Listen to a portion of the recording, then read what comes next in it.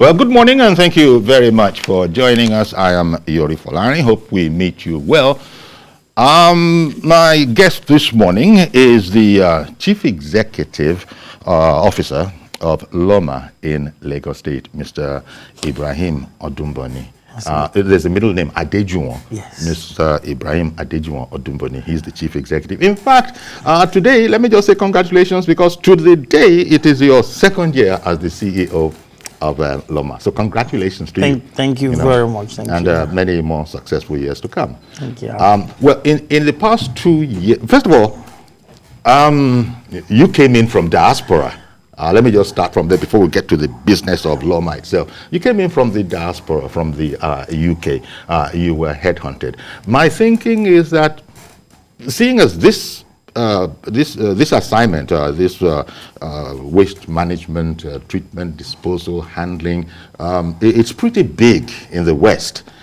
You no doubt would have had some ideas that you would have been thinking that this is an opportunity to begin to see how we can adapt some of those ideas, if not replicate them exactly, in the event. Was it like that, or did you find many more challenges than you had envisaged? No, I think first and foremost, I will want to say sincere appreciation and thank you to a couple of people that made that happen. So, for example, I would say I was an investment banker by trade, so I've been in banking all my years throughout my adulthood and business life. And my appreciation most sincerely goes to Asiwaju Bola Ahmed Tinubu, being a very visionary leader, for identifying the talent and also believing in me as a person, because for him to pick an investment banker that he knows from nowhere, spot the talent, believe in it, nurture it, and then handing it over to someone like our governor, Mr. Babajide Sanwo-Olu, to give me the opportunity to serve in a place that I've never been the first time, giving me the leverage to settle in as a diaspora returnee. And then having someone like Mr. Tunji Bello, who is a seasoned environmentalist, also nurturing, growing the talent, doing all the motivation side, all the mentoring side of it. So this is a combination of Asiwaju dynasty coming together in one person. So if you're looking at what it will bring to us as a nation, it's not only that Asiwaju, emeritus governor, the big person that you see there. He actually has a lot of talents all around the world, be it in diaspora, in Nigeria, wherever you are. For me, I see him as a nationalist. He's the only person I see as a Nigerian that can actually unify everyone. He knows whose talent is. So for you to put a banker in waste management and doing what I'm doing now, even ask myself, how did you know I could do it? But in reality, that's what he does best. So we probably need, for the youths out there, for a lot of people like me out there that dare to dream, you need someone like that in the helms of affairs in Nigeria to make things happen. To dream. Yes. And that's one thing. Easy hope for the hopeless. Okay, well, nice. And as I said, congratulations. So I really appreciate him, and I appreciate everyone that gave me support over the years, my management team, my entire Loma staff, from the sweepers, all the heroes out there. So it's a 2-year student of Lagos State. Taught me everything. Now, when you arrived, as you know, Lagos is it's not the biggest state in terms of land mass. However, when it comes to population, we in Lagos State, we are not small at all. When you have so many people in an area, everybody wants to be in Lagos. It does have its consequences. So I guess what I'm leading up to is the question of how big is the job of waste disposal, treatment processing in Lagos? And when you came to find out the extent of it, were you surprised or were you prepared? I think for me is I'm more of a strong believer that nothing you can achieve anything if you dare to dream. Okay. And you have an infinite energy. So we're talking about Lagos. We have over 25 million plus and people coming in on a daily basis. That's right. The ton of waste that we generate daily is enormous. So you have about over 13,000 metric tons. So an average person generates about 0.69 kg on a daily basis. So every single day, 0.69 kg minimum is generated. That's a little more than, well, yeah, a little more than half a kilo. A kilo. So by the time you now look at that, and how many people are coming to Lagos on a daily basis, and what you do today is different from what you do, is different from tomorrow.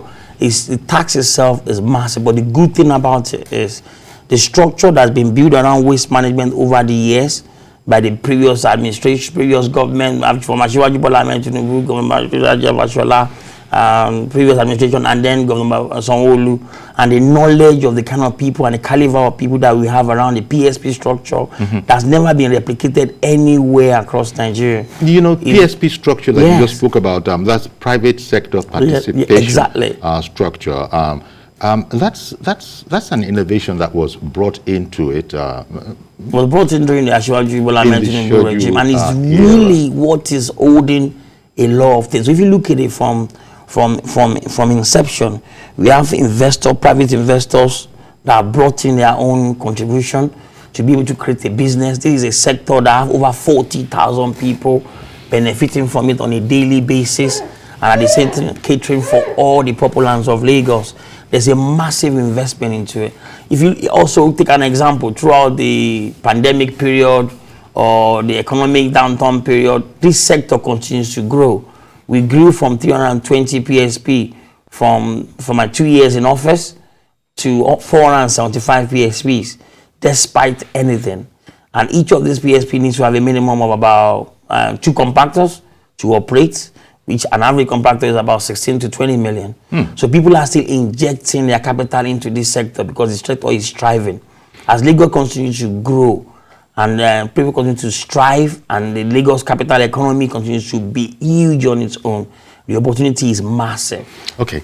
Now, how does Loma go about actually processing the waste? Because 0.69 kg per person in Lagos, multiply that for statistical purposes by 25 million, you know, just for statistical purposes, because there will be all sorts of babies in there and all of those.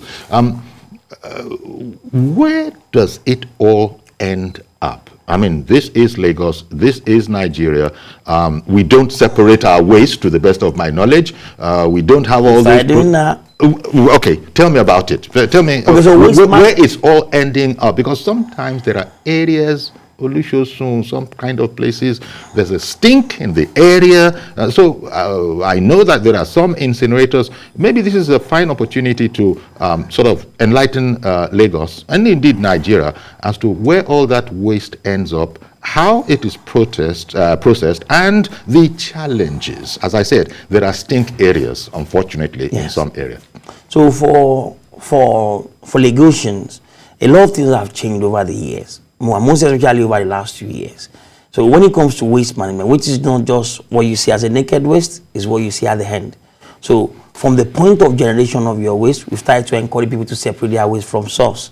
So from your kitchen, from your bedroom, from your offices, separate your waste, plastic in one place, general waste in one place, and then when they get to the dump site, when they get to where they are about to be collected, the recyclables are taken away to be used to produce other things like the cushion in the chair we're sitting on, the plastic, cups, different things that we use, and also the general waste is taken for further processing. At this point in time, I will tell you that majority of our waste, 40% of them are organic waste. So those organic waste, some of them we take to our Odumboni plant with fertilizer to make fertilizer. Mix it with our bacterial waste, mix it with some of the mature waste that we have, we make fertilizer from it. Whatever is left over is what ends up in our 5 dump sites across the states. Okay. And on those 5 dump sites, what we're trying to do futuristically is to get various interested proponents to turn them into waste to energy facility, where we can use our waste to solve one of our major problems in Nigeria as a whole. If we can generate about 20 to 40 megawatts of power from there, it will solve a lot of the problems that we have in terms of power across the states. So that's one of the things that we are working towards. And what we are also doing is to ensure that the waste that have been in those dump sites over the years are transformed. We're looking for a technology that will use new waste and old waste, not something that will use. Because I was going to bring technology into the mix. The technology is what we're bringing. So we brought a lot of technology into the system already. Now we're at a stage whereby we can measure what we're doing on a daily basis, And I'm quite confident that over 95% of what we are generating daily are being evacuated. But the key challenges we have is, at the moment, is attitudinal change of our people. Yeah, because I was going to ask how successful Loma has found the, shall we say, the enlightenment about separating wastes from source, because that's the thing that I was thinking we're going to have to catch up with. But you were encouraging when you said that. No, as a matter of fact, it is happening already. But I would just hazard a guess and say, even if it is happening, probably not as much or as well as you would want, because habits are hard to break, and that's where you got to. Yeah, what are you finding? I think there's a massive room for improvement, and the good news for us is we've started tackling it from bottom up. So, for example, one of the things that I was going to mention to you is we initiated what we call Loma Academy. And Loma Academy is the first waste management citadel of learning across sub-Saharan Africa. So there's never been something like that. It's like a school where you can go in there. It's in Loma. You go in there. You can do it online or physical. You thought about waste from beginning to the end. Because what I noticed is when I came as a banker coming into waste management, there's a lot of knowledge gap in terms of academic knowledge gap, but we have a lot of knowledgeable, experienced, practical, environmentalists, naturalists, all in Lagos, who helps waste management, but we have to bring it all together. So I brought academic, finance, and practical together in one place and call it Loma Academy. And what we've done now is we partner with Subeb, and all our public primary schools in Lagos are teaching 30 minutes of waste management in their curriculum daily. Okay. And what that does to us is, over the years, I don't have to be going out there chasing someone for chucking a paper out or a bottle out, because they know what the right thing is, and then the society can police itself. And what that does for us, those kids can go home and ask mom and dad, why are we not using PSP? Why are you asking me to go and be throwing our waste in the drainage when it's raining? Why don't you have a bin in our house? They start to ask questions. Mom, do you know that this plastic, you can make money from it? Do you know that 1 kg of plastic is now 120 naira? Do you know that the plastic is money? We cannot just be chucking that out. It's causing traffic, it's causing blockages and co. So we have started to generate a lot of young advocates for ourselves. But a lot has to be done with our people generally. Individually, as adults, we really need to caution ourselves. As much as we do awareness, publicity, we go on different TV program, radio program, online, our sweepers out there are telling people to do the right thing. We are showing our face out there. People need to develop that habit of, you know what is wrong, you know what is right. Why will you move from your house, pick your waste, and take it to the next bus stop and drop it? Why? Why should you do that? Indeed, on a regular basis. I know it's an ongoing process, and I have the feeling that you're not going to relent in Loma till people get it. But many Lagosians will, I have seen instances where you're a bit disappointed in what people are doing. A driver in front of you, for instance, ideas that would be totally anathema in any other society, especially abroad. Whatever there you are, if it might be an orange, the peel, it might be groundnut, it might be the shells, and without any sense of embarrassment, this driver, and by which I don't mean paid driver, I mean he's driving a car, and it's a BAM car, and he, without any sense of embarrassment, just winds down his and chucks it right there on the street and goes away. Now, I'm not telling you anything new, but people will get it. Sometimes I wish I could just, get down and say, come on, you can't do that. But you know what it is. It can be quite frustrating because one knows, even before you started, there's a lot of this that the Yoruba would say, Oju Oshono fun eni. That kind of a thing. But our people, no doubt, we're working on it. We're working on it. In that connection, I suppose it's going to have to be a continuing exercise. But tell me about something I read, a blue box. You have a blue box initiative, and you're reviewing that. Tell me a bit about that and what it means. All right. So before I go into the blue explanation of what the blue box is, so just what you mentioned on people and their attitude on our roads. We've now recently partnered with Neighborhood Watch and also the NVVA, so that anyone that is caught using their car or doing any defacement of our environment in terms of environmental nuisance, because the governor has actually equipped them with cameras and co now.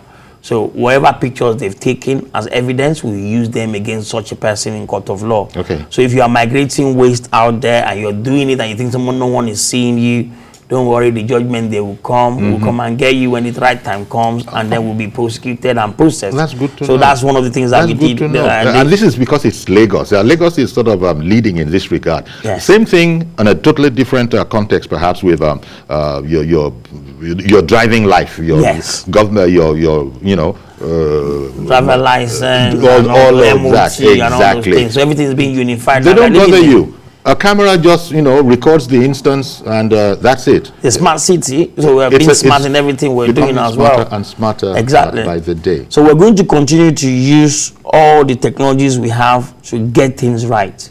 And the ask there is for our people to continue to caution each other to do the right thing. It's not when you get to the court of law that you start pleading for mercy. So let us all try to do what is best for us do the right thing the first time. Going on from the question on the blue box, so one of the most resounding initiatives that the administration of Governor Babajide Sanwo-Olu has brought to us in Lagos, and that sets the pace across Nigeria as a whole, is recycling. So I'll talk to you about that. So in recycling, on the 5th of September 2019, the blue box initiative was launched by Governor Babajide Sanwo-Olu, and at that point in time, we have 3 registered recyclers in Lagos, with less than 120 operative working in that sector. But I'm happy to tell you that that's now metamorphosed into what we call Lagos Recycle on the 16th of September 2020. And what that has done for us since that time is we've now seen that we have registered over 118 recyclers. We have over 6,000 people employed in that sector, making a living from it. The value chain of plastic has changed tremendously from 25 naira per kilogram at that point in time in 2019 to 120 naira per kilogram now.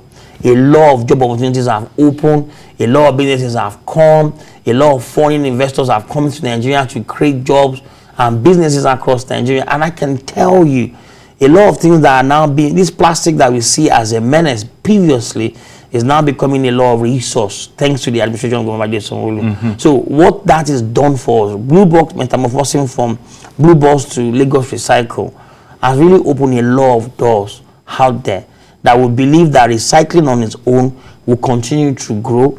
And as we continue to see the progress that Loma is making in ensuring that 17% of whatever waste we generate are mainly plastic. And the reason why we need to pay attention to this plastic is a single bottle will spend 400 years if nothing is done about it. It's not biodegradable. So you have to ensure that you use it to do something else, or prove better, or find a way to break it down or change it. And that's why we are making that effort, we are making that move as well. The numbers you mentioned in terms of the personnel that need to come into the system that have made it better. Yes.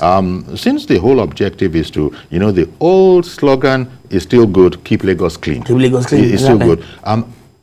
Are they enough? Are those numbers enough? It can never be enough, simply because you know that Lagos is always growing. So how many people enter Lagos per second? There's statistics to that. The more the people that enters, the more the demand, like the human resource, you need to mitigate that. But because we are now working smartly, because we are now working with a lot of technologies with us, it's more about professionalism now. Waste management in general is about professionalism. What our recyclers used to do with their hand now they are using a lot of technology. We have the baler technology. Even all the ladies, all the women in the markets that are picking plastic for them, they now have their own USSD code. We have Packham app. We brought technology for the picking of waste, of plastic waste or recyclables now. So wherever you're living, you download the Packham app, you click on collect, just like Uber. Someone near to you come and collect it. So a lot of things being brought in to make it more slicker, faster, better, and more dynamic as well. So one thing I'm very confident of is if you look at our IT system in Lagos State, it's really moving so fast. And so we have a lot of knowledge. The other sectors are keying into that. It's like a Silicon Valley on its own, and it's developing rapidly, and that's going to help us in everything we do. I suppose the corporate bodies in Lagos are cooperating. I mean, exactly. Take TVC here, for instance. We separate, our waste. There are bins for glass bottles. There are bins for plastic bottles. And papers as well. And then papers and that kind of a thing. So from the 1st of April this year, we made it mandatory for all corporate organizations like yourself, companies like yourself, and organized estates in Lagos to start separating their waste from source. Very important that we pilot it from them before we roll it out to the entire state. And we've seen a lot of progress in that, in the sense that the tonnage of waste that we're taking to our landfill on a daily basis, we start to see a decrease in that, because that's the aim. We need to move away from the landfill structure. Exactly. And move to a way whereby our waste will come, they will disappear. They will disappear in the sense that they will disappear in that to be resource for us, or disappear in form of energy for us. That is the primary aim. And that's the goal of Loma and Ministry of Environment going forward. And that's what we're going to stick with. What's your experience with, it's not just Lagosians, I suppose, everybody. Everybody wants free. Yeah. And things that you have been describing can't be free. And when you find people, not, quote unquote, not behaving, it's probably in an effort to dodge paying a fee. The corporate bodies won't be a problem, but what you find out with the regular, ordinary folk who are from the base of the pyramid, that's the biggest chunk of people here. What are your findings in that regard, and are they cottoning on that? Sorry, this is an important part of life. There has to be something. I think another part of our challenge, apart from the attitudinal change, is people's willingness to pay. The reality there is waste management before 2015, before the aftermath of the Visionscape agenda, everybody was conforming. They were paying their bills timely, even before their DSTV. People are doing what they need to do. Those are your competitors right there in terms of the scarce naira. Cable network or anything. They want to do that before waste. So they will do that. But then they were paying waste before that. Okay. Then that came a policy somersault, where everybody was told, don't worry, don't bother paying, bring it out, and automatically they are continued. But this administration has come back. We put things back to normal. The governor has announced over time, pay your waste bill.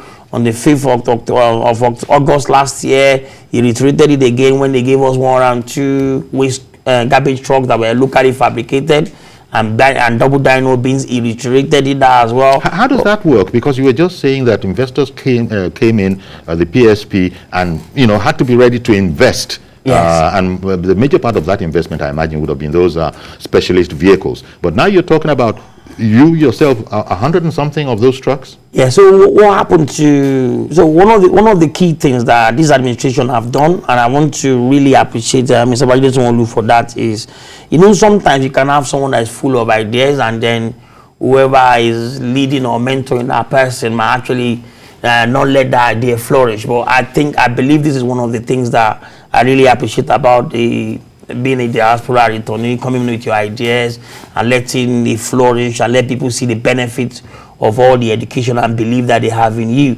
So I always believe that people talk about maintenance culture in Nigeria, maintenance culture. You cannot maintain what you don't create. That's my own small theory. If I create something, I can maintain it.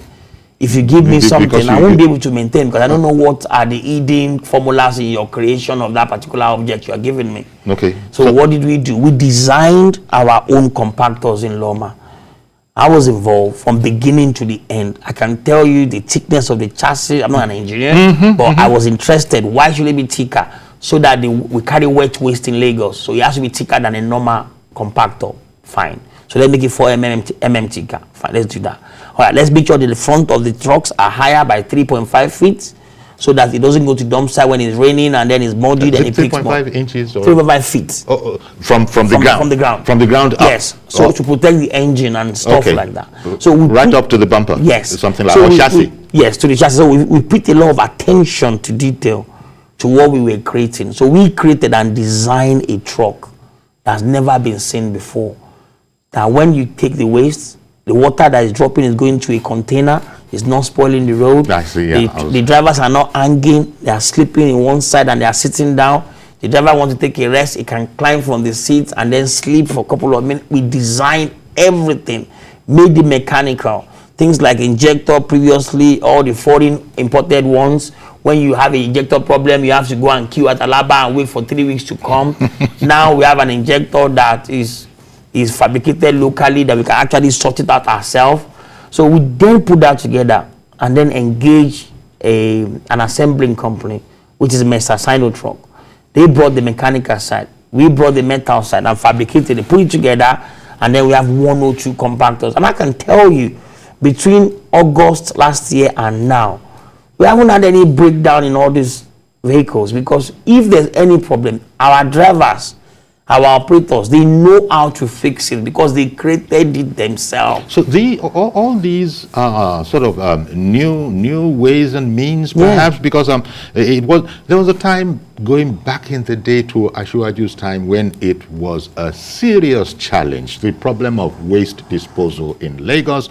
You weren't here then, but there used to be taller piles of waste on the streets, much taller than even a human being, and that was one heck of a challenge. But of course, they got on top of it and have grown ever since that time to where we are now. In fact, now you're sort of, systemizing it. All sorts of things are going on. It's like you can make a profession out of it in there, because I see that there are all sorts of sweepers, there are different uniforms, it's a lot more organized, so that's like the corporate, if you want, model that Loma is wearing in Lagos. Now, I want to ask you, is it all, of course it's worth it, but has it begun to show yet in the cleaner streets that you desire, that we all desire in Lagos? Has it begun to show yet? Right. So for me, I think our aim now is a consistently cleaner Lagos. When I say consistently, we want you to be able to wake up in the morning, in the afternoon, if you're a tourist coming to Lagos for the first time, or you've been in Lagos before, years before, and you are returning, we want you to give us a very good pass mark right from the time you land in Lagos, not only in the cleanliness of it physically, but also in the atmosphere as well, the smell and places where you go to. That's the environmental part. And that's the environmental side of it. And that's why we are partnering with other agencies on the Ministry of Environment, like LASEPA, LASPAC, to ensure greenery, and being led by Ministry of Environment to have one good agenda of a cleaner, safer, and a consistently cleaner environment. So for us, we continue to see a growth and development and cleanness of our major roads out there. We have 40 major routes that we know across the state. Our priority number one is to ensure that 24 hours, those major routes are tidy and clean. And also when it comes to our inner street as well, our PSPs are turning up in your streets at least minimum once a week. I know we have areas where we have challenges, where people will call and say we haven't seen PSP for 2 weeks, 3 weeks, and call. And that's why we've developed a very good feedback system. We have our own call center now that picks up calls on areas where people have not seen and people have not been seeing that we actually need to intervene in, and we ensure that we go there from time to time to actually address all the issues that people do have all across our daily evacuation and activities. But like I said, our PSPs are private businesses. When they come to residential areas and places of business, we would like to encourage people to pay them timely, pay your waste bill timely, and stop patronizing cat pushes. Over the last 1 month, we've seized over 400 cats that will be destroying at the end, beginning of next week. All these locally fabricated cats, because cats, they don't really know where to drop. Well, no, they dump it anywhere. Exactly. Anyhow. They come to house 1, pick up in house 1, go to junction at house 16. Nobody's watching. Drop it there. Off they go. But why are you doing that? Or sometimes sneak out in the dead of the night. Dead of the night. Just dump it where they want to dump and it. Then move away. And the reality is, the cat pitcher that comes to work in here doesn't even live there.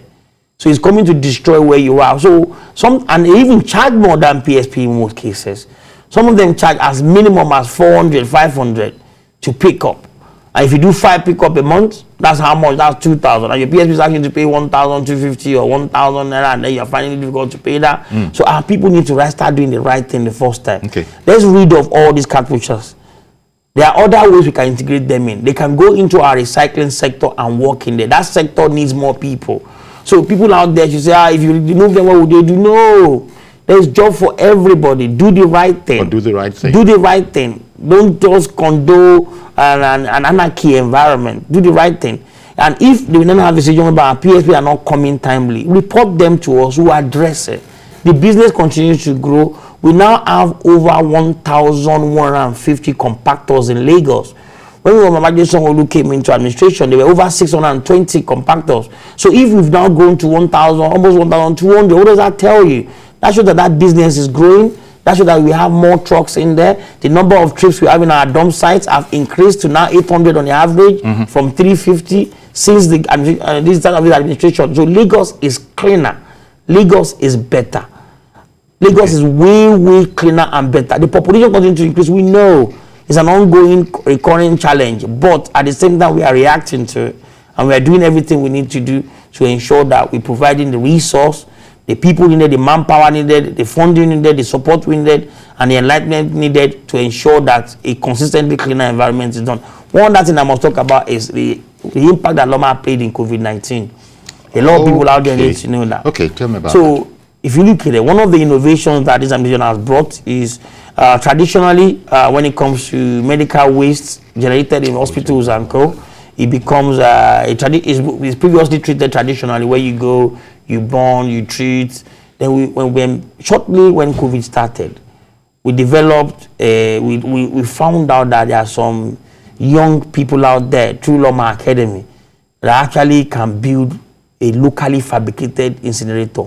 Something that will cost maybe up to 150 million naira to buy from Europe or from China. And these guys came together and assembled and designed it. Just like the old oven bread technology that we, in those days, that cost less than 15 million to construct. And they control this very beautiful machine that will actually incinerate all the medical waste by 2,000 degrees to nothing. Because this is exactly where I wanted to sort of end. I wanted to ask you how you deal with special waste, by which I meant, toxic waste, medical waste especially. Yes, especially medical waste. That can be very, very dangerous. And so I imagine that you have a totally different lane for that. Entirely. So we Tell now us a bit about that. We now use this medical waste incinerator developed by the by youths in the society in Lagos as well, to incinerate all our medical waste and put them through 2,000 degrees burning. When it comes out of it, it's nothing. So the entire waste is done religiously. We pick up from all the health facilities, all the hospitals. We take it to our incinerator plant. So we have about 4 now. So we have in each of the senatorial districts. So when people complain or observe that we haven't seen Loma in a few days, even if that is going on, and you said earlier that there's a reason, we understand that, we're on top of it, we're sorting that out. You can't afford that kind of a situation in a hospital or health facility. We can't, because if we don't do that, then COVID-19 will have spread more. So we incinerate everything. We incinerate everything. Every pathological waste that we have, we incinerate it. It's not that somebody will come in 200 years and say he did archaeology and now dug up COVID again. It's all gone now. And we don't have, I imagine, too much of nucleic waste. I think when it comes to anything that has to do with all those pollutant or gaseous waste, LASEPA is doing a very good job in that. And we collaborate with them. So we also launched e-waste, which is one of the newest form of waste that we are now tackling. So LASEPA with the Ministry of Environment, we're doing a lot around that as well. So Lagosians should be rest assured that they're in safe hands under the leadership of Mr. Tunji Bello in the Ministry of Environment. Indeed. Thank you very much for coming along. Tunji Bello, as you say, he is, Mr. Environment, in Lagos, and has been so for quite long. Toes. Exactly.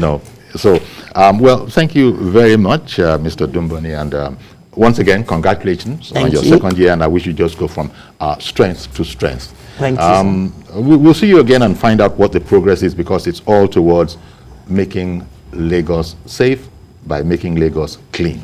There's so many ways to make consistently cleaner. Thank you very much. Thank you. The Chief Executive of Loma. Thank you very much for coming on. Okay, stay with us, please. We'll be right back. We just got to take a break, and then we'll have another subject. Our next guest is Senator Ajibola Bashiru. Senator Bashiru is the Senate spokesman, but our interest today, we're always interested in him being the Senate spokesman, but he's also Director General of Governor Isiaka Oyetola's campaign organization. And as you know, the election is coming up in Osun very, very shortly. So a fine morning to you, Senator Bashiru. Yeah, good morning, Yori. How are you? Indeed. Thank you very much for making time for us. Actually, you were going to be here in studio, but it's all right. We still have Senator Bashiru. Tell us a bit about preparations and how well it's going in Osun. The elections are just round the corner. As the DG, of course, you're going to want to be sure, you're going to want to make sure that your principal is where you want him to be as per the election. So how is that going? Yeah, hopefully the campaign of Governor Itola for the election coming on 16th of July will be flag off tomorrow at Enowa Square in Ile-Ife tomorrow, and the necessary structure to ensure that voters in all the 3,890 polling units in Osun are galvanized to vote, come out and vote en masse for our party, and our governor is in top gear. We are confident that the achievement of our party and Governor Itola in the past 3 years will speak for us in ensuring that Osun people come out and vote massively in support of continuation of Governor Itola administration beyond November 26, 2022. What do you think of the opposition? Because it's going to be a democratic exercise. The other parties also have ideas about the office. You've just said that, well, your governor's work in the past 4 years is going to stand him in very, very good stead. But being realistic about it, I think of you as a strategic person. How would you evaluate the opposition? Is it going to be a walk in the park, or is it a serious business? In fact, it's not just a walk in the park. It's going to be a walk in the park with possibly chocolate, hot chocolate, or hot tea in the hand, and walking through. That comfortable. That comfortable, you think? Statistics, very, very, very well. The statistics on ground, you see, is to talk to statistics on ground. Yes, we had a very tough election in 2018. I must admit that. But since 2018, we have done another election, and that is 2019 election. And what is the state of the parties? Today, of the 3 senatorial districts election that was conducted in 2019, by party had 2, that's Osun Central and Osun West. Of the 9 federal House of Representatives position on offer, our party got 6, and the PDP got 3. Then of the 26 House of Assembly position, PDP got 3 and we got 23. So as today, in terms of the recent electoral decisions of the people of Osun, our party is far ahead of the People's Democratic Party and any other political party in the state. But beyond that too, our Governor Itola has in the past 3 years have brought confidence of the Osun people to our party by impacting positively on them. I will speak to some of them that is clearly show that it is just beyond platitude, but beyond in terms of concrete achievement. As I'm speaking today, more than 2 billion have been given out as microcredit to the informal sector, artisans and traders in Osun to support their business. Secondly, in terms of health, virtually all the 332 wards in Osun have primary care center. The general hospitals, at least 3 of them have been completed and upgraded. Then in terms of the welfare of the people in the health sector, CONS and what have you, is being fully paid by the administration. And in terms of the health of the vulnerable people, the Osun Health Insurance Scheme was flag off with a grant of 032 million by Governor Itola administration. So in the area of health, which of course you will agree with me, touch on the mass of our people, we have done very well. In the area of education, not only in terms of refurbishment of the education infrastructure, we have recently recruited teachers, trained them, and give them modern teaching aids to ensure that we improve the quality and access of education, particularly to the general people who cannot afford paid education in private schools. Then, in terms of intervention for the vulnerable, we have the Oúnjẹ Ìlérí, which is 30,000 food support for 30,000 households, support for them every month, and this has been on for more than a year as I'm speaking, and it has not been abated. So then, in terms of engagement with the public service, that is the industrial relation, as of today, since the past 3 years, there has not been any kind of this industrial harmony or strike in the state. Even our university is operating and is going on. That speaks to the way the governor has been able to take care of the needs and the yearnings of the public sector, who are the engine room of driving policies of government. And in terms of infrastructure, as I speak now, more than 500 kilometers of roads have been completed by the government. And as I speak, some other roads have been flagged up, like for instance, the Lameko, Okini, Ifon-Osun, Erin, Ilobu, road was recently flagged up by Mr. Governor.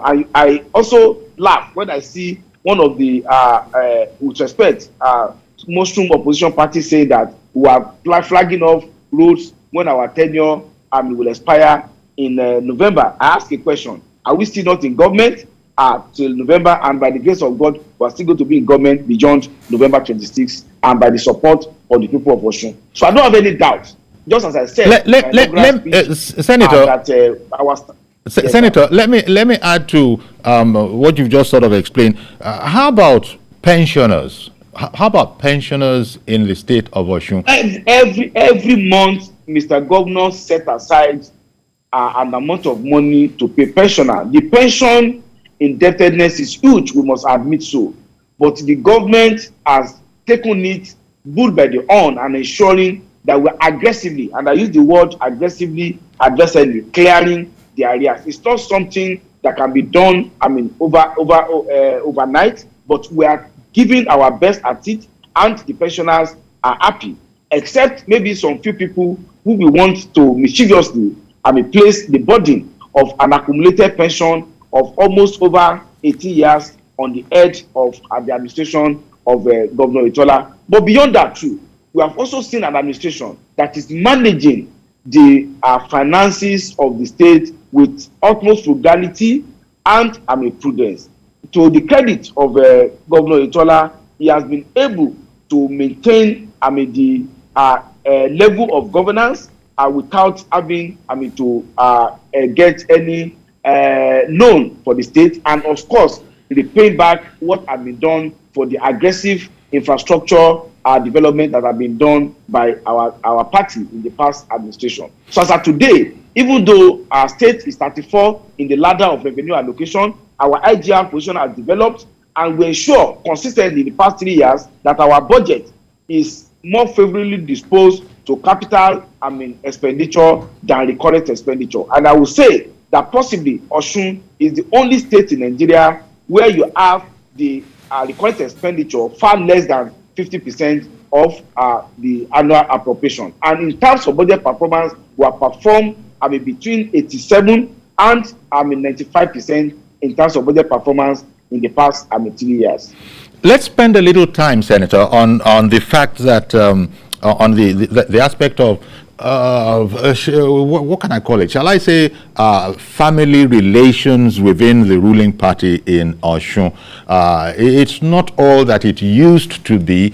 How important is this? Because we have a situation where even party members in Osun apparently are not all on the same page as to how to go. But you had said earlier that it's not just a walk in the park. You could even afford to hold a beverage to show you how easy this would be. So hot beverage without being afraid that you will spill on us.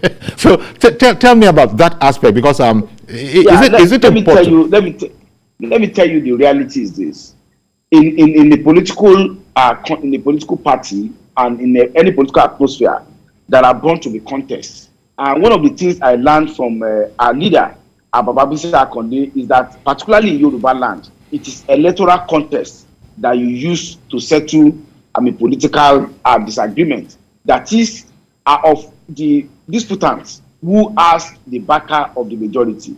There was a contest February 18, if my memory still serves me right, at the primary on the election. It was not just that Governor Itola emerged unanimously. There was a contest. Two persons in our party challenged Governor Itola. The results are there for anybody to see. Governor Itola secured 222,000 votes.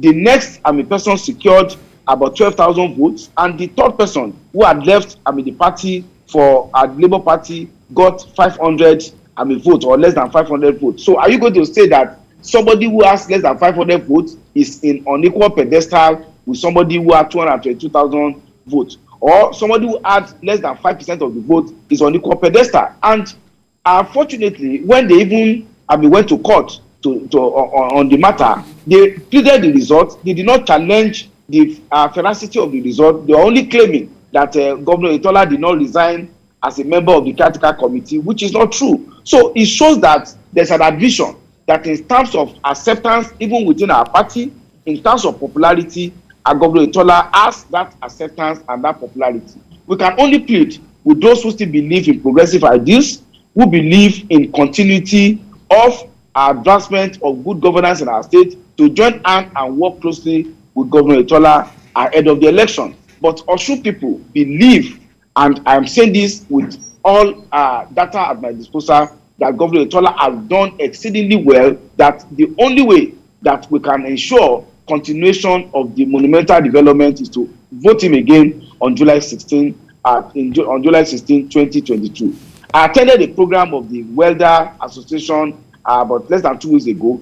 Even before I spoke, the leadership in their welcome speech, already printed as part of the brochure, said they have adopted Governor Itola as the person they will vote for in that election. And this endorsement comes from all walks of life, community-based association, and so on and so forth. So I don't have any doubt, just as I expressed before the primaries, that Governor Itola will emerge triumphant and victorious in the election of July 16. Well, I want to thank you very much, Senator Ajibola Bashiru, a confident, Director General of Isiaka Oyetola's campaign organization. As you can imagine, we're going to touch base with you again as that time nears. Okay, thank you very much. I appreciate this. Thank you very much. Indeed. So thank you very much, Senator. There you go. So that's our program today. Please join us tomorrow for a fresh edition. I'm Yori Folarin. Bye-bye for now.